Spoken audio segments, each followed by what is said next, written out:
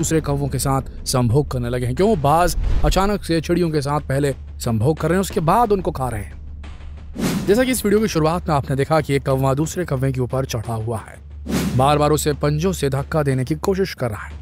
लेकिन जब आप गौर से देखेंगे तब आपको पता चलेगा कि असल में जब कोई कौवा मर जाता है तो उसके इर्द गिर्द बहुत सारे कौवे जमा हो जाते हैं, जिनमें से एक कौवा उसके ऊपर चढ़ जाता है। उसके बाद वो उस मरे हुए कौवे के साथ जो करता है वो समझ से परे है।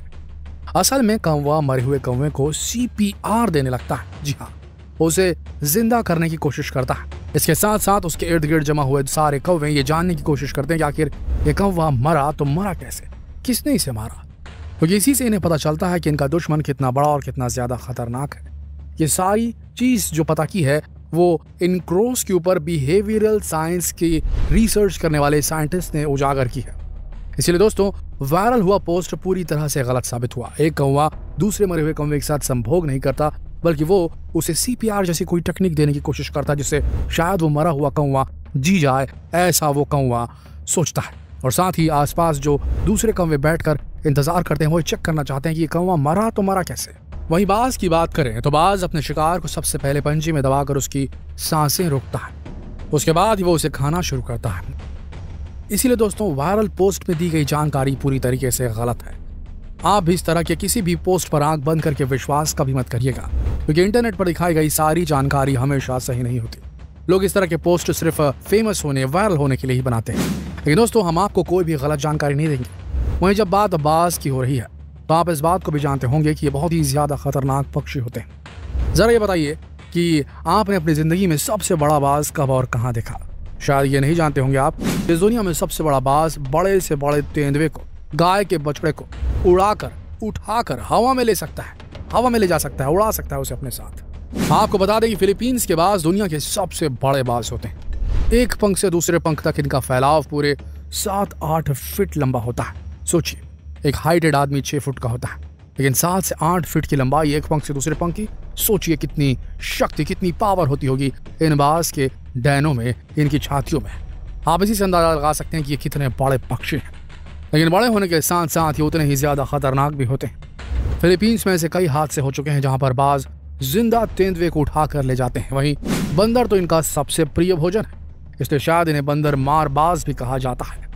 यहाँ तक तो ठीक था, लेकिन आपको जानकर हैरानी होगी कि ये खतरनाक पक्षी छोटे छोटे इंसानी बच्चों को भी उठाकर ले जाते हैं। एक नहीं बल्कि ऐसी कई घटनाएं हो चुकी हैं जहां पर छोटे बच्चों को ये बाज सीधा निशाना बनाते हैं और उठाकर ले जाते हैं। ये बेहद ही दर्दनाक घटना होती है उस परिवार के लिए कि जिसका बच्चा छत से ये बाज उठाकर ले जाते हैं। कई ऐसे किस्से हुए हैं फिलीपींस में खासकर, और दुनिया के दूसरे हिस्सों में भी।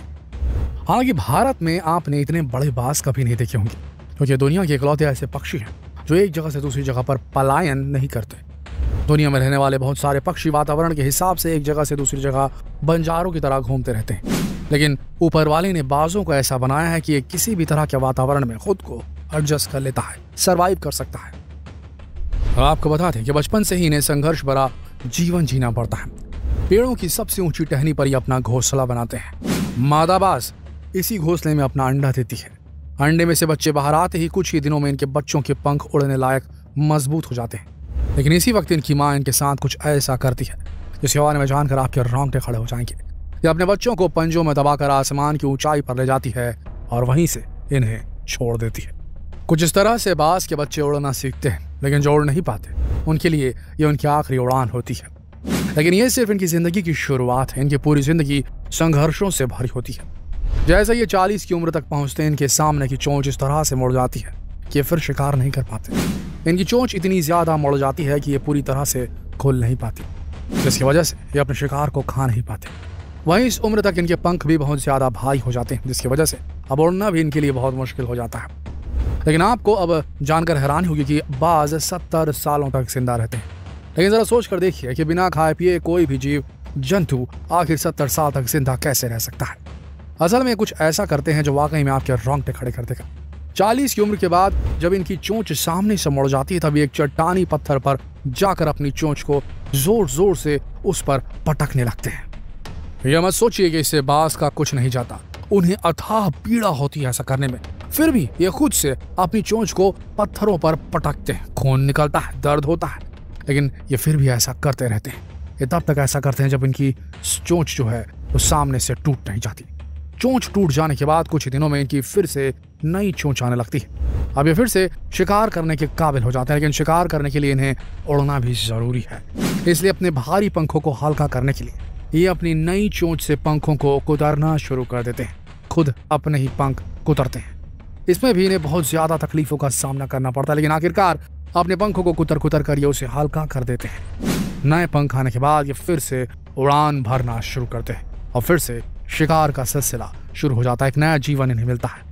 इसी वजह से ये 70 सालों तक जिंदा रह पाते हैं। और इनकी आंखों की बात की जाए तो आपको बता दें कि इनकी आंखें किसी टेलीस्कोप से कम नहीं होती।